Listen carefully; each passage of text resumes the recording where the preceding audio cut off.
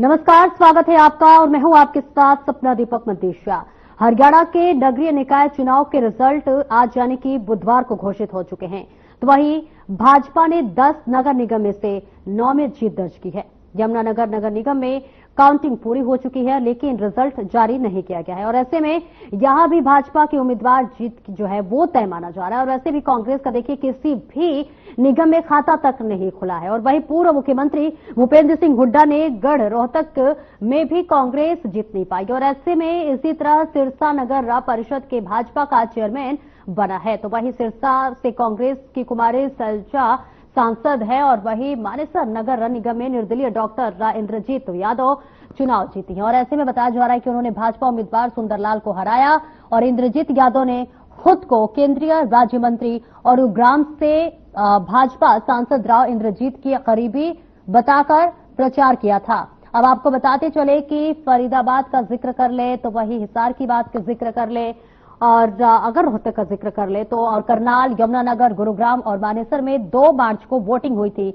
अंबाला और सोनीपत में मेयर पद के लिए उपचुनाव लिए गए थे और इस दिन मतदान हुआ था। और इसी दिन आपको बताते चले कि अब वो रिजल्ट लगातार सामने आ रहे हैं। जबकि आपको बताते चले कि यहां पर 3 पुरुष मेयर बने हैं। गुरुग्राम में राजवानी, यमुनानगर में सुमन बहमनी और पानीपत में कोमल सैनी, फरीदाबाद में प्रवीण जोशी, मानेसर में डॉक्टर इंद्रजीत, अंबाला में सैलजा सचदेवा और करनाल में वेणु बाला मेयर चुनाव जीती हैं। नगर निगम चुनाव से सबसे बड़ी जीत फरीदाबाद और सबसे छोटी हार मानेसर में हुई है। फरीदाबाद में भाजपा की प्रवीण जोशी की 3,16,852 वोटों से जीत मिली है। उन्होंने कांग्रेस की लता रानी को हरा दिया है। और वहीं मानेसर में भाजपा के सुंदरलाल को 2,293 वोटों से हार मिली। और ऐसे में देखिए मतगणना जो है वो हो चुका है और ऐसे में बीजेपी का एक तरह से कहे तो जादू चला है। ट्रिपल इंजन की सरकार बनी है और ऐसे में आपको बता दें कि खुद सूबे के मुखिया यानी मुख्यमंत्री नायब सिंह सैनी ने सभी कार्यकर्ताओं के साथ जश्न मनाया, उन्हें जीत की बधाई दी और उन्होंने कहा कि ये सब कार्यकर्ताओं की मेहनत है, जिसके बाद बीजेपी ने ट्रिपल इंजन की भी सरकार अब बनाने में सफल हो गई है। और ऐसे में देखिए लगातार बीजेपी कार्यालय में भी जश्न का माहौल है। बीजेपी लगातार ये दावा कर रही थी कि इस बार ट्रिपल इंजन सरकार तो हरियाणा में बनाना ही है। पहले लोकसभा चुनाव में जीत दर्ज की, इसके बाद विधानसभा चुनाव में जीत मिली और अब निकाय चुनाव में भी बीजेपी ने 10 में से 9 सीटें जीतकर 9 निकाय चुनाव ये सीटें जीतकर देखिए परचम लहराते हुए नजर आ रही। वही कांग्रेस का देखिए सुपड़ा साफ होता हुआ नजर आ रहा है। और इसके बाद अगर अन्य दलों की भी हम बात कर लेते हैं इनेलो की या फिर आम आदमी पार्टी, तो आम आदमी पार्टी का भी देखिए बुरा हाल हुआ और वही इनेलो का भी यहां पर सुपड़ा साफ हो गया। तो कहीं ना कहीं अब देखा जा रहा है कि देखिए बीजेपी का जो परचम है वो निकाय चुनाव में भी लहराता हुआ नजर आ रहा है। और ऐसे में देखिए सबकी निगाहें निकाय चुनाव पर थी। सभी पार्टी जो है अपने अपने दावे जरूर करती हुई नजर आ रही थी, लेकिन इस बीच बीजेपी की ये बड़ी जीत मानी जा रही है। अब आपको बताते चले कि देखिए हरियाणा में नगर निगम चुनाव के नतीजे आ चुके हैं और गिनती भी शुरू हुई। जैसे ही यहां पर कांग्रेस का सुपड़ा साफ होता हुआ नजर आया, जहां पर भाजपा ने 9-0 से कांग्रेस को हरा दिया। मानेसर निगम चुनाव की अगर हम बात कर ले तो यहां आजाद प्रत्याशी ने जीता है। भाजपा की जीत से वर्कर से लेकर मुख्यमंत्री नायब सिंह सैनी भी खुश है। तो वहीं हुड्डा ने हार मानी है और कहा है कि वे चुनाव में गए ही नहीं थे। सीएम नायब सिंह सैनी ने चंडीगढ़ में जीत का जश्न मनाया। दरअसल देखिए हरियाणा में 2 मार्च को हुए निकाय चुनाव के लिए वोट डाले गए थे, जिसमें 51 लाख वोटर थे। हालांकि 46% वोटिंग हुई थी और इस बार 7 नगर निगमों गुरुग्राम, मानेसर, फरीदाबाद, हिसार, रोहतक और करनाल और यमुनानगर के महापौर और बोर्ड सदस्यों के लिए वोटिंग हुई थी। उधर अंबाला और सोनीपत नगर निगमों के महापौर पद के लिए उपचुनाव हुए थे।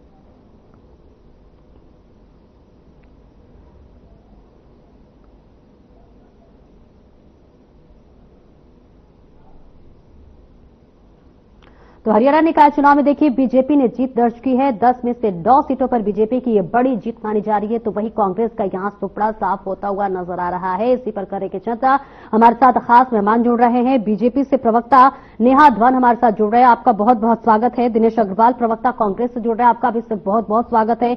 नरेश शर्मा आम आदमी पार्टी से प्रवक्ता जुड़ रहे हैं और इसी के साथ साथ अनुसुरा जो कि इनेलो से प्रवक्ता है जुड़ रही है। आप सभी का बहुत बहुत स्वागत है। शुरुआत नेहा धवन जी आपसे करूंगी। देखिए अब जिस तरह से बीजेपी दावा कर रही थी कि इस बार ट्रिपल इंजन की सरकार बनानी और देखिए बन भी गई, लेकिन मानेसर जहां पर देखिए आजाद प्रत्याशी की जीत हुई है, तो क्या लगता है? 10 में से 9 में तो देखिए जीत हुई है बीजेपी की, 1 सीट मानेसर जो कि चूक गया, कमी कहां रह गई? दिनेश भाई साहब गुस्सा ज्यादा कर लेते हैं। नहीं बहन, मैं गुस्सा नहीं करता। दरअसल मैं गुस्सा नहीं करता, मैं ना आप में से ही निकला हूं।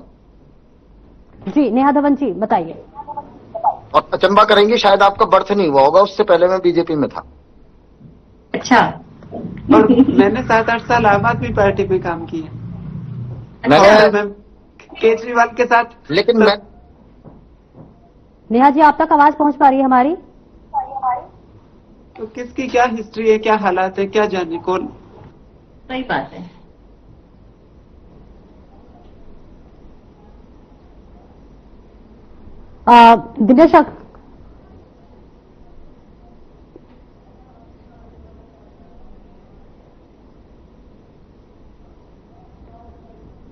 दिनेश अग्रवाल जी आपके पास आना चाहूंगी। देखिए लगातार जिस तरह से दावे किए जा रहे थे, कुमारी सैलजा अलग दावे कर रही थी, भूपेंद्र हुड्डा अलग दावे कर रहे थे कि इस बार निकाय चुनाव में जनता का भरोसा जीता जाएगा और जनता इस बार कांग्रेस को निकाय चुनाव में जीतेगी। लेकिन देखिए आपका सुपड़ा साफ हो गया।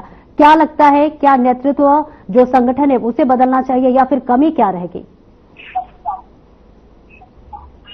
दिनेश जी आप तक आवाज पहुंच पा रही है? क्या ये मेरे से प्रश्न है आपका? जी दिनेश अग्रवाल आपसे प्रश्न है। जी जी जी मैम, आपको नमस्कार, आपके सभी दर्शकों को नमस्कार और पैनल पर बैठे मेरे सभी साथियों को नमस्कार। दरअसल बात यह है कि जिस प्रदेश का मुख्यमंत्री हवाई जहाज से ना उतरता हो, जिस प्रदेश में जन विरोधी सरकार बैठी हो, जिस प्रदेश के मंत्री विधानसभा के सदन में खुद काले चिट्ठे खोलते हो कि आपने पेट्रोल पंपों के आवंटन में 20-20 लाख रुपए की वसूली कर रखी है, जिस प्रदेश के कैबिनेट मंत्री सरेआम जनता से कहते हैं आप वोट दो या मत दो, मेयर हमारा बनेगा, जिस प्रदेश के अंदर ऐसी सरकार बैठी है जो जनता से किए हुए वायदों के लिए आज खुद ये कहती है कि मामले विचाराधीन है। चुनाव आया तो खुद कहा कि हम ये सहूलियत देंगे, आज जब पूछा जाता है तो कहते हैं कि मामले विचाराधीन है। जिस प्रदेश की सरकार के मुखिया 2014 में आए, जो वायदे किए उनको तो जुमला कहा। अभी 4 दिन पहले भी जिनका वायदा था कि 8 तारीख को महिला दिवस पर दिल्ली की हर महिला के खाते में 2,500 रुपए आएंगे, वो प्रधानमंत्री जुमले देकर चले जाते हैं, मुख्यमंत्री जुमले देकर चले जाते हैं। उसके बावजूद अगर चुनावी परिणाम इनके पक्ष में दिखाई देते हैं और जब हम ये कहते हैं कि ये परिणाम जनता का मैंडेट नहीं है, ये तंत्र मंत्र और यंत्र का मैंडेट है, तो हमारे ऊपर क्वेश्चन उठता है कि आप कब तक तंत्र मंत्र यंत्र की बात करते रहेंगे। लेकिन मेरा कहना यह है कि हिंदुस्तान के लोकतांत्रिक इतिहास में आप उठा के देखिए 1947 से आज तक का लोकतांत्रिक इतिहास, एक चुनाव कोई ऐसा बता दीजिए जिसकी गिनती 10 दिन के बाद हो रही हो। वो प्रधानमंत्री जो वन नेशन वन इलेक्शन की बात करते हैं, पूरे देश के अंदर एक दिन में चुनाव कराने की बात करते हैं, चुनाव आयोग जिनकी कठपुतली है, जब सुप्रीम कोर्ट की गाइडलाइन को आप दरकिनार कर देते हैं, आप बैठते हैं, आपका गृह मंत्री बैठता है, दोनों मिलकर आप अपना चुनाव आयोग के सदस्य मनोनीत कर लेते हैं और उसके बाद अपनी मर्जी के अपने पिछलग्गुओं को चुनाव आयोग में बिठाकर आप खेल खेलते हैं। कहीं वोटर लिस्ट में खेल खेलते हैं, कहीं वोटिंग में खेल खेलते हैं, कहीं आप उसके बाद मशीनों में खेल खेलते हैं, कहीं आप रिकॉर्ड में खेल खेलते हैं। और उसके बाद जब हम प्रश्न करते हैं तो हमारे प्रश्नों को भी ये कहकर उड़ा दिया जाता है हवा में कि इनको तो किसी पे यकीन ही नहीं है। आपके मंत्री खड़े होकर कहते हैं सभा में वोट किसी को दे देना, मेयर तो बीजेपी का बनेगा। ठीक है दिनेश, इतना कॉन्फिडेंस आपके नेता भूपेंद्र हुड्डा आपके प्रवक्ता चैनल पर आकर बोलते हैं। मैं अंतिम लाइन बोल रहा हूं, सिर्फ अंतिम लाइन। आपके प्रवक्ता चैनल पर आकर बोलते हैं कि अगले 20-25 साल तक ऐसे ही हमारा राज चलेगा। इतना कॉन्फिडेंस, ये कॉन्फिडेंस तब है जब आपने प्रदेश को सिवाय लूटने के कुछ नहीं किया। एक शब्द बोलते हैं बिना पर्ची बिना खर्ची, 3-3 करोड़ रुपए आपके दफ्तरों में पकड़े जाते हैं। महिला आयोग आपका भ्रष्टाचार में लिप्त है। हरियाणा में रोज अपराध बढ़ रहा है, बेरोजगारी बढ़ रही है। आपने शिक्षा का भट्टा बिठा दिया। मैं आज भी सुन रहा था विधानसभा में, आज भाजपा के एक विधायक को सुन रहा था, मैम ध्यान से सुनना क्या कह रहे थे। पहले उन्होंने बड़ी तारीफ करी, मनोहर लाल खट्टर जी की तारीफ करी, नायब सिंह सैनी जी की तारीफ करी, सरकार की बड़ी तारीफ करी।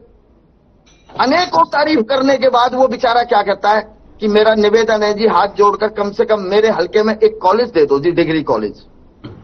अरे आप शिक्षा की बड़ी लंबी चौड़ी दलील दे रहे थे कि मनोहर लाल जी के समय में शिक्षा का इतना विस्तार हो गया, और नायब सिंह सैनी जी के कार्यकाल में तो शिक्षा, चिकित्सा, पता नहीं क्या क्या आप बोल रहे थे, और लास्ट में आप भीख मांगने को उतर आए एक डिग्री कॉलेज के लिए। तो आप अपनी सरकार की पोल तो खुद खोल रहे हैं, एक डिग्री कॉलेज की भीख मांगनी पड़ रही है आपको। ये हालत है। आप मेडिकल कॉलेज मांगते हैं ना वहां पर, ठीक है, जैसे हवा के अंदर मेडिकल कॉलेज और जगह बन रहे हैं, कागजों में बन रहे हैं, एक कागजों में वहां भी बन जाता, क्या फर्क पड़ता था।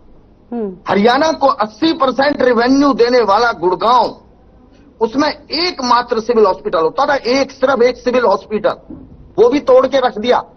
उसके बाद आप गुड़गांव में 1,80,000 वोट से चुनाव जीत जाते हैं। बड़ी अचंभे की बात है। ये जादू की छड़ी कहां से आ रही है? ये जनता की छड़ी नहीं है। ये अगर जनता ने आपको जिताना होता तो 82% पोलिंग होती, हरियाणा प्रदेश में 38% नहीं होती। जनता तो उदासीन है। सर लौटती हूँ, दिनेश जी लौटती हूँ।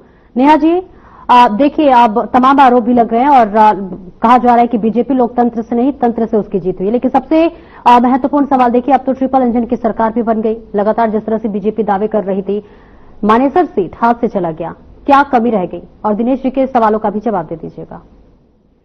देखिए सीमा जी, सबसे पहले तो मैं दिनेश जी की हिम्मत की दाद दूंगी कि आज के दिन भी दिनेश जी पूरी ऊर्जा के साथ अपनी पार्टी के बारे में बताना और बीजेपी को गलत सलत बोलने की हिम्मत कमाल है। आप कहां से ये हिम्मत लाए हैं दिनेश जी? आप इस बात की तो आपकी दाद देनी पड़ेगी। दूसरी बात ये है दिनेश जी की कि देखिए, मैं छोटा छोटा आपका जवाब हर बात का दूंगी। मैंने बहुत ध्यान से आपकी बात को सुना। कांग्रेस के नेताओं का इतिहास पूरी दुनिया जानती है। मेरी इतनी उम्र नहीं है, लेकिन मेरे से सीनियर हैं आप भी कांग्रेस के पुराने इतिहास से वाकिफ हैं। जब आपस में जूतम बजाई चप्पल तो आम होती थी कांग्रेस के नेताओं के बीच में, और जब से मैं राजनीति में हूं मेरे सामने भी ये वाकया आया जब हरियाणा प्रदेश में कुमारी शैलजा और हुड्डा जी के ग्रुप के बीच में जब पर्यवेक्षक आपके पहली बार हरियाणा में आए थे और मीटिंग करने आए थे, तो कार्यकर्ताओं के बीच में चप्पल और जूते चले थे और गाली गलौज चला था। इस बात से आप अच्छी तरह से वाकिफ हैं, इसलिए अपनी बात ध्यान दे। दूसरों के घर की तरफ पत्थर। अभी रुकिए, अभी मुझे बोलने दीजिए। हम तो एक ही लाइन, दिनेश जी लौट रही है, एक ही लाइन बोल रहे हैं, और सुनना पड़ेगा, अभी तो और सुनना पड़ेगा। शर्म से चल नीचे हो जाना चाहिए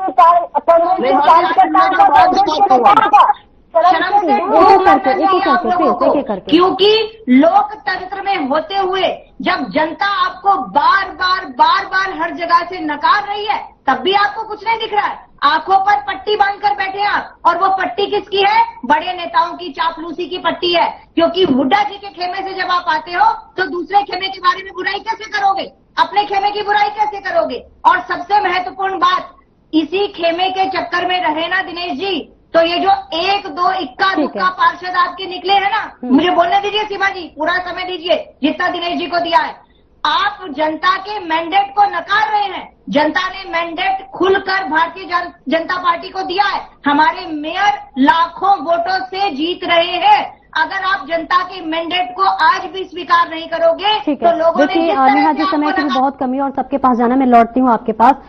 नरेश जी आपके पास आऊंगी। देखिए, जिस तरह से आपके मुखिया और दिल्ली के पूर्व मुख्यमंत्री अरविंद केजरीवाल जिस तरह से दावा कर रहे थे कि बीजेपी इस जन्म में तो दिल्ली में नहीं हरा सकती, दिल्ली भी हाथ से चली गई, ऐसे में हरियाणा में देखिए आपका सुपड़ा साफ हो गया। कहां कमजोर पड़ रही है आम आदमी पार्टी? कहीं ना कहीं अब आम आदमी पार्टी का जो जनाधार है वो खत्म होता हुआ जरूर नजर आ रहा है। नरेश जी। जी बिल्कुल, मैं ये कह रहा हूँ कि पहली बात तो आपके दर्शकों को और सभी साथी पैनलिस्ट को नमस्कार। आपने जो बात कहा हमारी पार्टी कमजोर, कोई नहीं, दिल्ली अभी हारे हैं, ऐसा नहीं है कि हम मजबूती से जहां भी, मैं क्योंकि 3-4 दिन ट्रैवलिंग कर रहा था, पंजाब के अंदर था और पंजाब के अंदर बहुत अच्छा हम लोगों का रिस्पॉन्स है और लोग भी अचंभित रहते हैं कि दिल्ली के अंदर ऐसा हुआ और कोई भी एक्सेप्ट करने को तैयार नहीं है। मेरी भी बहुत मतलब 3-4 दिन से पंजाब के लोगों के साथ मीटिंग भी थी, तो वो लोग भी खुद कहते हैं कि ऐसा कुछ केजरीवाल जी के पास कोई भी ऐसा बीजेपी को प्रूव नहीं कर पाई है और फिर भी जानबूझ के जो राजनीति इस तरह से हो रही है। तो ठीक है, राजनीति का हिस्सा है ये, कोई भी सरकारें आती है जाती है, मैं पहले भी कई बार आपके माध्यम से सभी चल लग जाता, ये तो सब कुछ चलता रहता है, कोई नहीं, समय आएगा, परिवर्तन होगा। ऐसा नहीं है कि ये कमल हमेशा खिलता रहेगा, कमल भी मुरझाएगा, क्योंकि कभी आपने देखा है ना, कमल के एक डंडी के ऊपर रहेगा जब तक कीचड़ के अंदर रहता है, जब तक ठीक रहता है। यदि कीचड़ से आके जब ये टूट जाता है तो कहीं ना कहीं उसकी जो पत्तियां है वो भी मुरझाती है और ये फूल भी मुरझाएगा। ऐसा नहीं, समय से बहुत परिवर्तन है बंगाल में, और समय देखिए। और हरियाणा के अंदर ठीक है, आप कह रहे हैं कि हमारी जो राजनीति है अभी 10 साल की राजनीति है, कोई बहुत ज्यादा लंबी राजनीति नहीं है। इस हरियाणा के अंदर स्टैब्लिश होने के लिए भारतीय जनता पार्टी को 40 साल लग गए, तो इस 40 साल के अंदर उन्होंने ये वर्चस्व हासिल किया अपना। और ठीक है, हम मेहनत कर रहे हैं, जनता के लिए मेहनत कर रहे हैं और उसके बाद में देखते कि क्या रहता है क्या नहीं है। हम अपनी मेहनत के ऊपर हमारे कार्यकर्ता बाकायदा लगे हुए हैं, ऐसा नहीं कि हमारे को वोट नहीं मिल रहे हैं, चाहे 2% मिल रहे हैं तो 4%, इनकी वोट परसेंटेज देख लीजिए जो पहले होती थी 30 से 40 साल पहले, इनकी वो परसेंटेज भी नहीं होती थी कि ये लोग दूसरे का सहारा लेते थे, ढूंढते रहते थे कि किसके सहारे पे जाए। पहले बीएसपी इन्हें का सहारा ढूंढते थे कि हमारे को 2 सीट दे दो, 4 सीट दे दो। तो ये समय है, बलवान है, होगा। हम लोग मेहनत कर रहे हैं, अपने पार्टी की जो मोटिव है वो जनता तक पहुंचा रहे हैं और हमारे जनता ने मैंडेट दिया है, ठीक है, इनको मैंडेट दिया है। आपके पास अब एक्सक्यूज नहीं है कहीं भी कहने के लिए, क्योंकि अभी कुछ दिन पहले ही एक्सक्यूज टाइम था, इनकी पार्टी का एक्सक्यूज था कि केंद्र सरकार के द्वारा हम जो ITI बच्चियां करती हैं उनको फ्री यात्रा नहीं दे सकते। अरे अब आप एक्सक्यूज नहीं दे सकते कहीं भी, ठीक है, हम मानते हैं कि हमारी हार है, लेकिन अब एक्सक्यूज की राजनीति आप भी बंद कीजिए, प्रदेश के लिए काम कीजिए, देश में आप हैं, देश के लिए काम कीजिए। और नगर निगम के अंदर भी जो पूरा गंदगी, ये सब जो नाले नालियां जो भरी हुई हैं, उनको जो पहले भी आपकी सरकार थी, किसी और की नहीं रही है, तो उनके अंदर जो काम किया, ठीक है, अब आपके पास जो राजनीति का प्रचार करने का तरीका जो आप प्रचार कर रहे हैं जमीन के ऊपर भी कहीं ना कहीं काम कीजिए। जनता को आपने ये भी दिखा दिया, जनता ने आप ये एक्सेप्ट करेंगे, क्योंकि 40% से भी कम की। ठीक है, अनुसुरा जी आपके पास आना चाहूंगी। देखिए, जिस तरह से इनेलो अपने आप को किसान हितैषी बताती है, अब देखिए निकाय चुनाव में ना किसानों का साथ मिला, ना युवाओं का साथ मिला, ना महिलाओं का, ना पुरुषों का, किसी का भी साथ नहीं मिला। ऐसे में इनेलो अब हरियाणा से कहां खत्म हो रही है और कहां कमी रह रही है आपकी? कोई बिखरती नहीं है, फूल तो मिल जाते रहते हैं, फूल कोई नया फूल लेके आ रहे तो बात अलग है। आप तो प्लास्टिक का फूल है आपका, प्लास्टिक का फूल लेके रहते हैं क्या आप? किसने कह दिया फूल नहीं मिल जाते? कल आज किसने कह दिया प्लास्टिक के फूल लेके आप? झाड़ू के तिनके समेटिए, आपके झाड़ू के तिनके तो खुद बिखर गए, उनको समेटने के लिए भी झाड़ू लानी पड़ेगी, उनको समेटने के लिए बड़ी मशक्कत करनी पड़ेगी। आप अपने तिनके समेटिए, हमारे फूल की चिंता मत करिए, हमारा फूल हमेशा खिला रहेगा। टेंट लगा के रखिए, हम तो मना कर रहे हैं। कितना मर्जी कीचड़ फैलाइए, फूल को ही खाद मिलेगा। जो आप पार्टी जो है कीचड़ फैला रही है, उस कीचड़ में फूल ही चमकेगा, फूल ही खिलेगा, देखिएगा। जब फूल बिखर जाते हैं ना, उसके साथ भी झाड़ू करने आती है। आपकी झाड़ू तो गंद फैला रही है, आपकी झाड़ू तो कीचड़ फैला रही है, आपकी झाड़ू कीचड़ साफ नहीं कर रही, कीचड़ फैला रही है। और उस कीचड़ में जो खाद मिलनी है, जो पोषण मिलना है, वो कमल को ही मिलेगा। करते हैं या आपका फूल कीचड़ में मिलता ही नहीं है, अभी कहाँ बच गए आप, ये तो बताइए ना, बचे कहाँ? पंजाब में भी आप इसी तरह से बिखरेंगे और बहुत जल्दी पंजाब में भी आप बिखरेंगे। ये मेरी जबान है आज, आप देख लीजिएगा, पंजाब में भी आप लोग बिखर जाएंगे जल्दी ही, देखिएगा। आपका अस्तित्व ही नहीं बचा है। जिस पार्टी का अस्तित्व खतरे में हो, वो पार्टी किसको भूल कर देख रही है। आज अपनी आवाज की खनक को थोड़ा कम करिए नरेश जी, कहीं तो बची हो इज्जत, वो तो बताइए ना। आप विधानसभा में बचे, कितनी बड़ी बड़ी बातें बोला करते थे, नरेंद्र मोदी को गालियां दिया करते थे आप लोग। ठीक है, आप दोनों के पास में लौटती हूँ। अनुसुरा जी आप तक आवाज पहुंच पा रही है? अनुसुरा जी आप तक आवाज पहुंच पा रही है?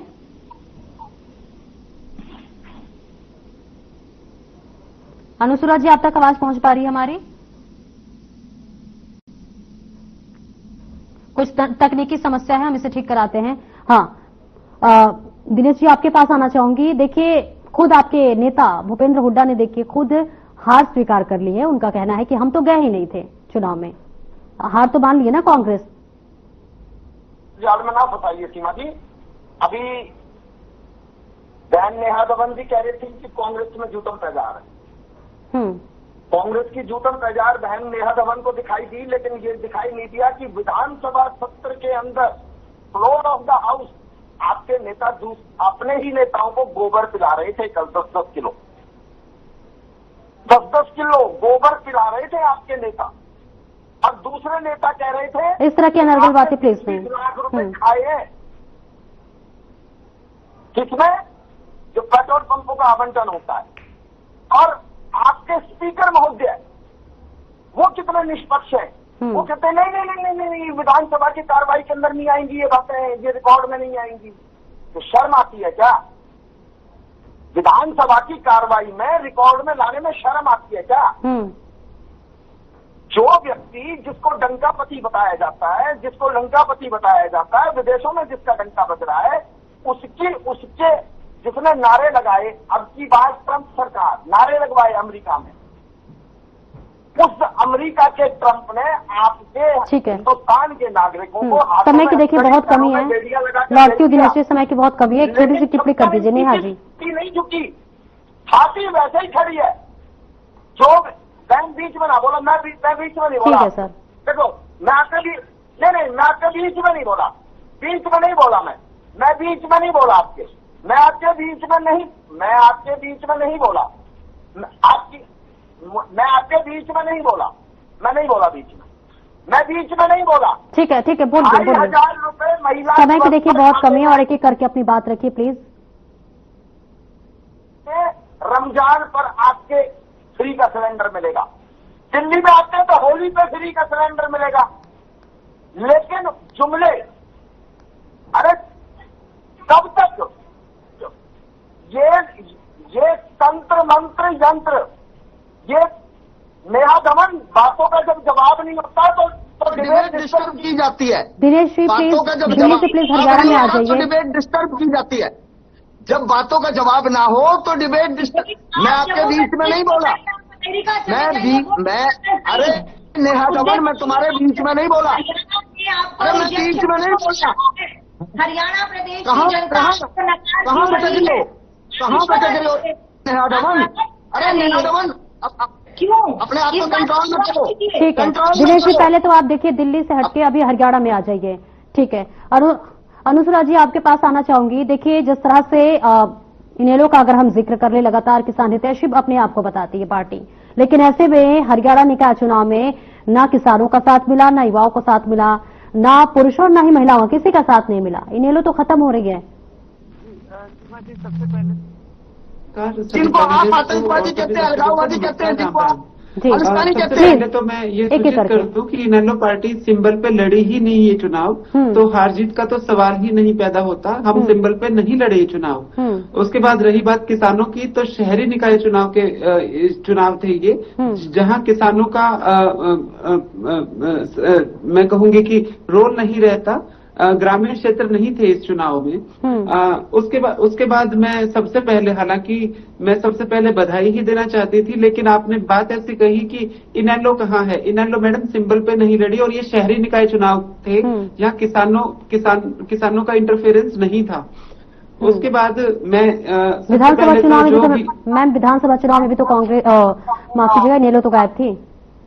जी, हमारा वोट शेयर बढ़ा है विधानसभा चुनाव में, हमारे जीत की गई। समय की देखिए बहुत कमी है, और देखिए अब लगातार देखिए दावे किए जा रहे थे, बीजेपी भी दावे कर रही थी कि निकाय चुनाव में भी ट्रिपल इंजन की सरकार बननी तय है, और देखिए रिजल्ट सबके सामने है। रिजल्ट हालांकि अभी उसकी आधिकारिक रूप से घोषणा नहीं हुई है, लेकिन बीजेपी ने 9 सीटों पर अपनी जीत दर्ज कर ली। आप चारों का बहुत बहुत शुक्रिया इस खास चर्चा में जुड़ने के लिए। फिलहाल मेरे साथ इस बुलेटिन में इतना ही। दीजिए इजाजत, नमस्कार।